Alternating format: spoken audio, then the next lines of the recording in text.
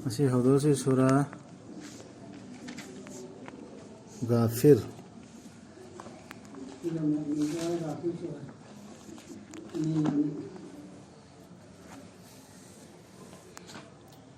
أعوذ بالله من الشيطان الرجيم. بسم الله الرحمن الرحيم.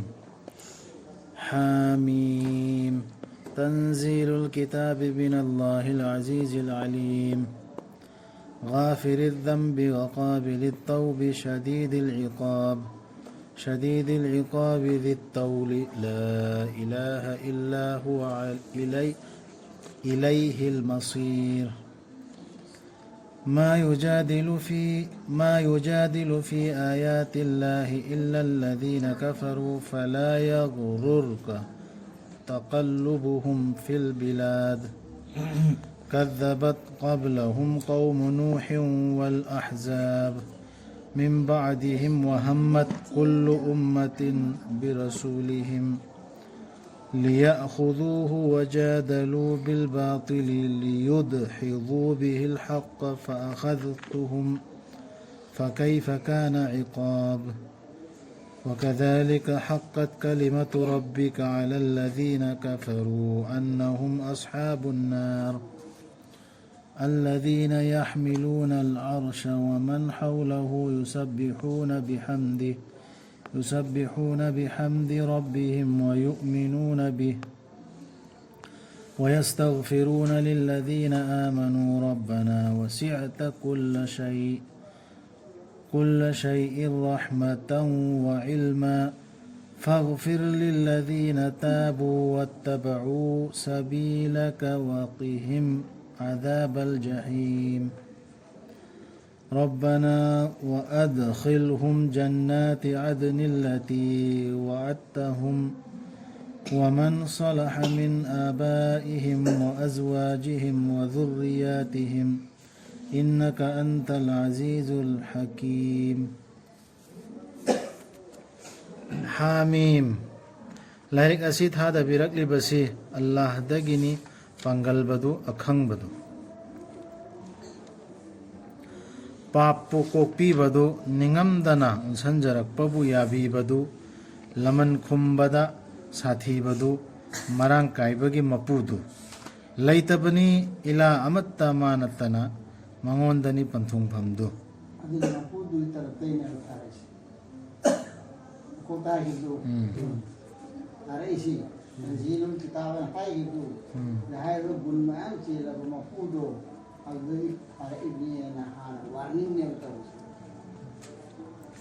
सिगी गुण मयाम से अमोम खंथबदा तफसीर से सुम सांगी पाप कोपी बैसु निंगम दनोनसन तोबा तोरपदा याबी बदुसु लमन खुंबदा साथी बसु मरांग काइबगी मपुदु लैतेबा मानतना लातपद मदिक चाब मपु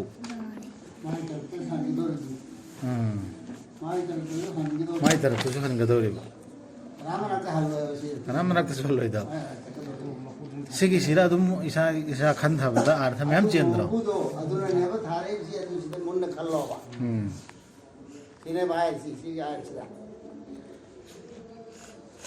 कनासु मरयतबनी अल्लाह की आयात सिंगदा थाजदब सिंगनतना अदुना नंगबु नमथाक तौहनगनु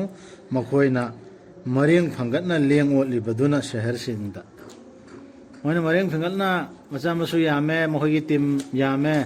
मखोइना पावर लेरेना फल्लिदो पैसा पाइरेना अदुइदुना नमथाक चाहनगनो रसूलदनी हाइरिस इकोइ दो सुल्तारे अदुना थार इबा पोसे अल्लाह दगिने मरयत पदे अल्लाह की आयात सितारा मीना नत्र मरयत का दौरसी अखोइसु मरयतन लेरमगुम बनी लेरमिसि कुरान से सुप्पाई पाइदा बिदा कुरान दा अदु हाइरि अदुगी अदुने अदुनै अदु लौ थमने सुप्पा पादा बिदा सुकं खंगदे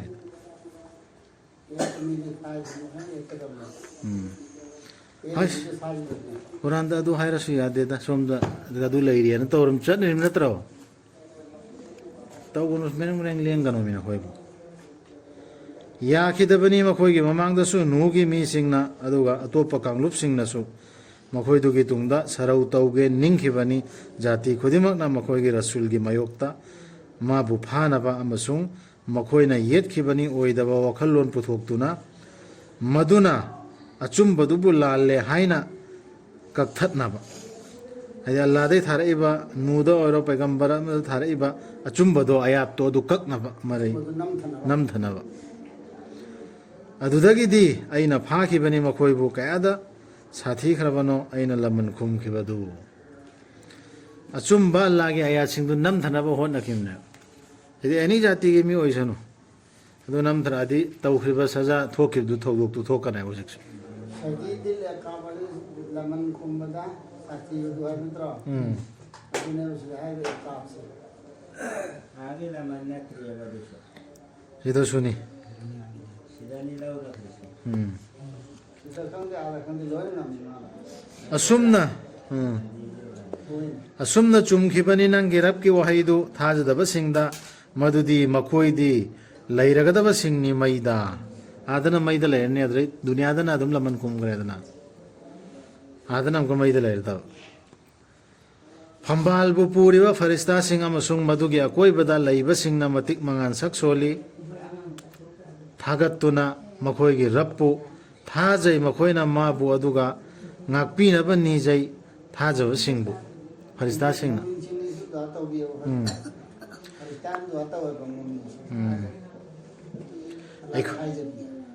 अखोइगी रब नंगना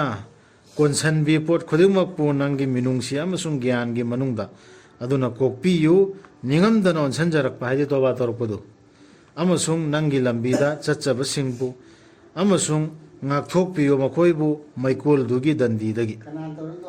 फरिस्ता सिंह नंगी लंबी दी अल्लाह की लंबी से करी नो कुरान सिने कुरान द चत बमी सिंह निगम दना संजरक बमी सिंह दो अदु की दुआ तो उबीरी फरिस्ता सिंह ना अखोई की रब चंगहन बियो मखोइबु लोइना इद्रबा हिकोल सिंह दा नंग ना मखोइदा वादा तौबीखिबदु अदुगा मखोइगी मपा सिंह मखोइगी मपू सिंह अमसुंग मखोइगी मचा मसु सिंह दगी अचुम्ब चटप सिंह दु तसेंगनमक नंगदी पांगलबदुनी असिंगबदुनी हिसु दुआ मखा चथरि फरिस्ता Singh ngakthokpiyo मखोइबु फत्तब Singh दगी अदुगा नुमित्तुदा नंगना फत्तबदगी ngakthokpiraba mahak adu soidanamak nangna kanbirabani mabu madu achouba kanabani तसेंगनमक थाजदबसिंगदा कौदुना हाइबीगनी नखोइबु अल्लाहना तुकच्चबदुना यामना हेन्ना चाउबनी नखोइना हौजिक जहन्नमदा नसाना नसाबु तुकच्चबदगी नखोइबु थाजनबा कौखिबा मतमदा नखोइना थाजखिदबा अदुदा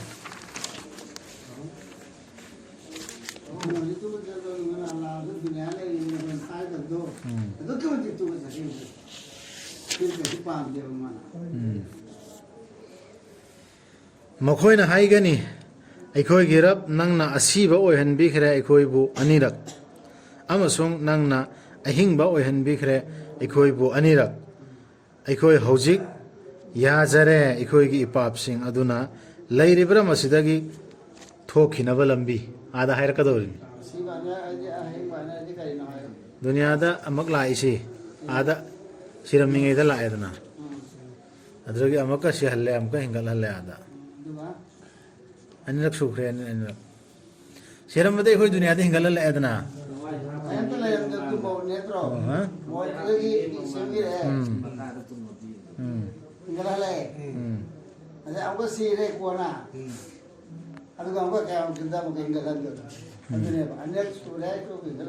हौजिक लंबी लेरिब्रान हंगकनेब सिदा मोय ज्ञान तारेबा यारे मखोइदा हौजिकती यारेबा इसाना खरा तौजरे इसाना ट्रेन तौजरे कोपी लंबी लेखिद्रा हंग लंबी थोपगी लंबी लेगदा तो जखदे थोप लंबी लेगदा कोई कामू लेगदा एबी पीबी वादुनी मखोइदा हाइबीगनी मसी अल्लाहबु मथंतनी हाइबा मतमदना नखोइना याखिदबा अदुगा मंगोंद लोइना बसिंग थंजिल्लबा मतमदना नखोइना थाजखिबा अदुगिनी वखै बिगनी हक्ति अल्लाहगिनी अवांग बदु अचौबदु यान तारिब्रा सर शिरकगी थबखर तौरगर नफन हराव खिबदु आजे खिबदु ꯑꯗꯒꯤ ꯁꯤꯅ ꯀꯩ ꯌꯥꯎꯗꯕ ꯑꯃꯈꯛꯇ ꯂꯥꯛꯀꯗꯕ ꯃꯤꯁꯦ ꯇꯧꯔꯗꯨꯅꯤ ꯍꯥꯏꯕ ꯀꯥꯟꯗꯅ ꯑꯩꯈꯣꯏꯅ ꯌꯥꯈꯤꯗꯕꯗꯨ ꯑꯗꯨꯒꯤꯅꯦꯕ ꯐꯪꯉꯤꯗꯅ ꯁꯤ ꯂꯣꯏꯅꯃꯛꯇ ꯆꯜꯂꯦꯕ ꯑꯌꯥꯠꯁꯤ ꯑꯜꯂꯥꯍꯒꯤ ꯑꯌꯥꯠꯁꯤꯅ ꯀꯝꯄ꯭ꯂꯤꯠ ꯑꯣꯏꯔꯦ ꯁꯤꯗ ꯁꯣꯇꯣꯛꯑꯦꯂꯤꯕ sida zakat ki hayriba sida namaz ki hayriba sida bil qist achum bagi hayriba do adu gi dunu lojin ji hay kan dane ayasine loy deba muslim ne lay gangusu ay yaro halan du hay dami am group na hay mana hay dami am group na hay mana hay dami ato poma marak ta jang te third party second party jang tribo yabre bai ko ler mi condition ji adu ni si allah mathan tan ayatun hay du lojin ji hay de yad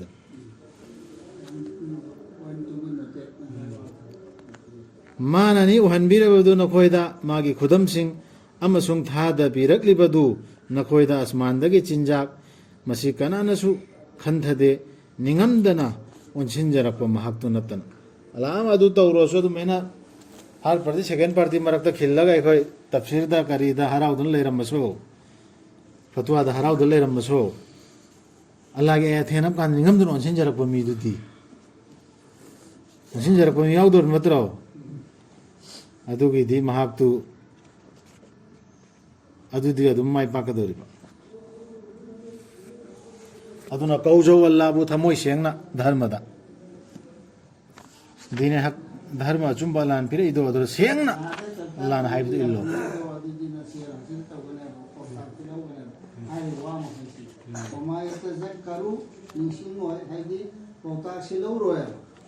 kana lawani Allah da chapchan oizlawa Allah haji tumi na khala mun da thazarwa adu matam to ni gane adu na tri ho unjil ay sina kariyan tak ko ta ol yang lu ba ay adu ekhoina sonari bakal kalma se chind solipsi ina yagadra ushil dune evido sela solisi karmun ne to soli अदुना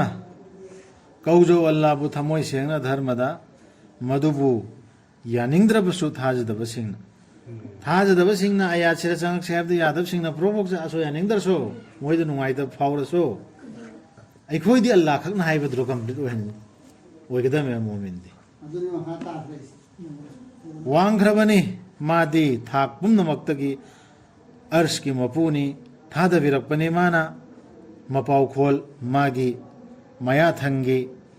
माना थादबीगे निंगबी बदुदा मागी मनाई सिंगी मनुंगदगी अदुना पौमेन बिनबा मदुना पौमेन बिनबा उनगदब नुमित्तुगी रसूल दा मोहम्मद सल्लल्लाहु अलैहि वसल्लम दा आयात पिरई गरिगिना अखोयदा पिरक्त्रिसे अचौ सांगसिंग दाना मखोयसु यावखिदा चाकनापसो कुरेस्ता अदुगी पाउखुमसु यावरि मिसिदा ay tramari sudo amaka arthalo adi am luba अदुना कौजो अल्लाहबु थमोय सेंगना धर्मदा kaujo ji dua to hairmi दुआतो to we wani aduna ni aina sida maru obnya ji makadi mo dua to kamenta bude je ma airo arthalo थमोय सेंगना मधुबु Yaning थमोय सेंगना धर्मदा dharmada हाइदि पुरा ईमान तो चपचाना lahu ka artha hana engre maunda ni haidi dune ba kaujo maunda ha ji hana pada u lahu haidi ba थमोय Seng sina lahu dina si lahu si asong si ne ba uksil sengna mahat monda ta kaujo din si magi de maktani dharma si ma dharma hai si ma monda unjin ba duni hai se si uksil ma khatta do unjin ba lahu din ma din si magi de maktani laga kau ba hai di दुआतो mangon de dua to mato mangon de itni hai me si si ata ये वसीला तो सीला ही दरकार ओइ दे तो वो हम same शायद ना वसीला ही दरकार लेती है ना मोटे को तो नियो इन दुआ सी धर्म द थमोय सेंग दरकार लेरी धर्म द चुम दरकार लेरी अदु मैना मपू दत्ता नीबा वसीला याउद्रबा न कना को ममिंग थार तौरगा वसीला ममिंग पल्लगा नीबदो अदु नीब मतमदा थाजदब सिंगदुना लाम तंगसु مخوينا لام هاي مخوي لام كافرون كافر أسي مفهوم ما أني هم لا تبدونتي هذا تبعي تاعي هذا تبعي هذا ندي الله ترني جردي ما تقول هذا يا بزرگ سيك جريا دقي أدو سين هاي ردي الله تناكر ما جريا عم تمجيل يا با رسول الله جريا دسو ما غير رحمت کی جريا اودم يا با أدو نه برحمت کی هاي سي برحمت کی جريا دقي هاي نه با دعا تو مطلب رحم برحمت کی هاي سي ننگی رحمت کی अरे मागे भी मैं पल लई अदु मैं कौरिंग बो कौ अजब ngantani haidra adu masing du par laga duwa ta hodna adu ne bo sira arsi adu ga atopa mi na tra jin oro farista oro nabi oro adu masing du pan bai ta ka atopa panba singduna ne ni na su palam de kan ta duwa atopa panba singduna yaning dar su duwa singduna lari duwa gi lari ma kaise sida wasila ama phobyo wasila kana yawi allah gi wasila allah gi rahmat ki nangi thaujan laibam meng do adu gi jura san biu sitane haibam nangi rahman oba rahim oba gundo adu gundu enga kabul tawi wai me adu maun to onjile dana da adu na tabi kana hum loi nardi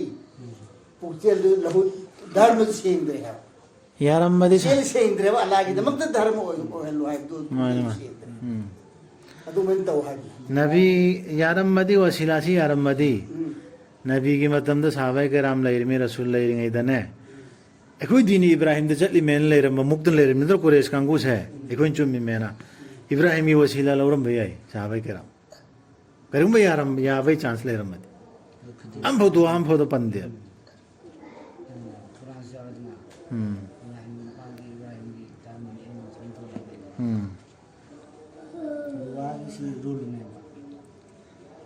वांग्रबनी मादी थाकपुम नमक्तगी फम अर्स की मपुनी थादबिरकपनी माना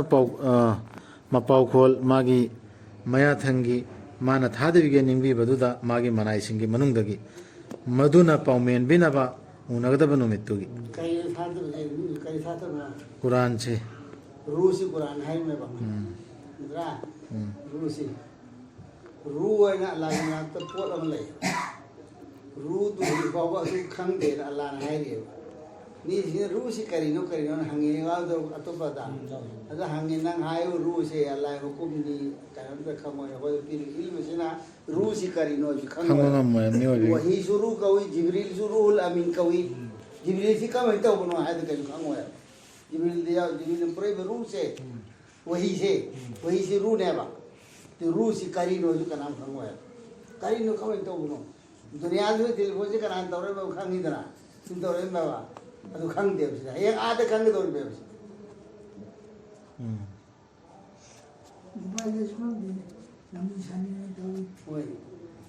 मखोइना थोरक्कदब नुमित्तुदा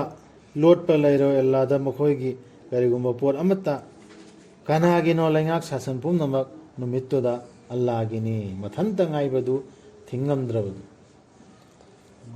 अदुदि मंगोद तो थमोय सेंगदम नत्र खोय दुआ धर्म से इस्लाम आई खत लाल वही तन हाइदी रो है जी फिर दी अल्लाह दा निबुद तय क्या तो लगते माने इबादत से अल्लाह के तौहीमल खंगबगा नीबगा निबुद अनि से कुरान में सापुम बसे अदुई दुने तौहीमल खंगबा अदरगी नीबा इबादत तौहीद सी अनि सी नमाज वाले जी नीम तो दुआ अंदर अदर नमाज दुसु सेंग दर्दी धर्म दु सेंग दर्दी दुआ दु याद ngasi numitta pibigani thawai khudimakta mana tansanjakiba adugi lanna tawbiroi ngasi numitta tasenamak alladi yang bani hisab tawbada paumelu makhoida o muhammad sallallahu alaihi wasallam naksal lakliba numittugi maduda thamoi singna kakhalakadaba khaunau singda sor phungat handuna lairoi aran batawba singi lunaba marup natraga wachat pinaba kanamta मागी वाबी अभी गदब अरान में तो वो मीदु की वा खना हो या पी रोय है रे बल्ला माई वाचत भी न चुले रोय है रे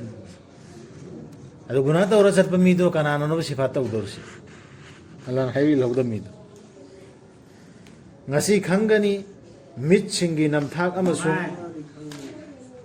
madi khangbani mit singi namthak amasung thabak singda losin ba bumnama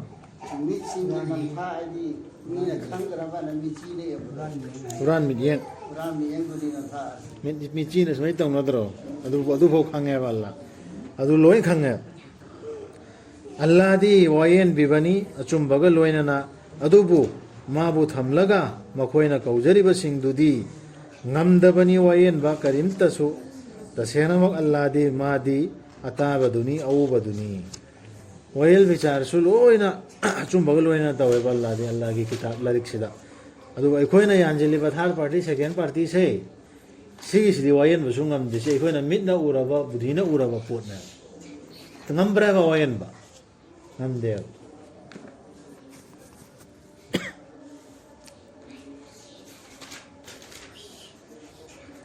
कोई दबरा मखोइना पिथरी थक्ता अमसुंग उदबरा करी बोलोय ओइखबगी हाइबदु मखोइगे मांगदा लैरंबसिंगी मखोइगे मांगदा लैरंबसिंगी मखोइदुना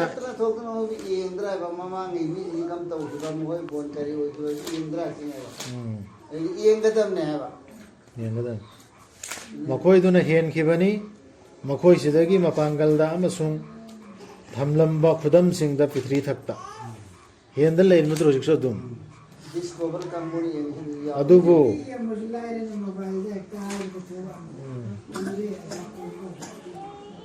अदुबो फाखिबनी मखोइबो अल्लाहना मखोइगी मपापसिंगी मरमना लैखिदबनी मखोइगिदमक अल्लाहदगी नाकथोकपिनबा कना मदुगी मरमदी मखोइदा लाखिबदा हुजिक मरम निपिर इसी करिगिनो तो फिरदु फाखिरदु अदुगी मरमदी मखोइदा लाखिबदा मखोइगे रसूल सिंह तसेंग लब खुदम सिंह पुदुना रसूलदु लागा हेता मखोइदा वा हाइबा नतबा खुदम आयात पुरा लाइबा मखोइना याखिदे अदुना फाखिबनी मखोइबु अल्लाहना तसेंग नमक मादे शक्ति लैबनी साथी बनी लमन खुम्बदा मुझे याखिद्री से रसूल दो न पैर इब पोतु याद दे रसूल से याद रहे अल्लाह के ऑर्डर दूसरी याद रहे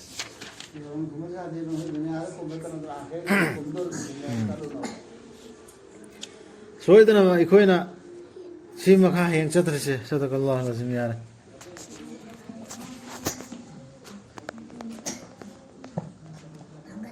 तो तंगलो बोलो पाएगा ना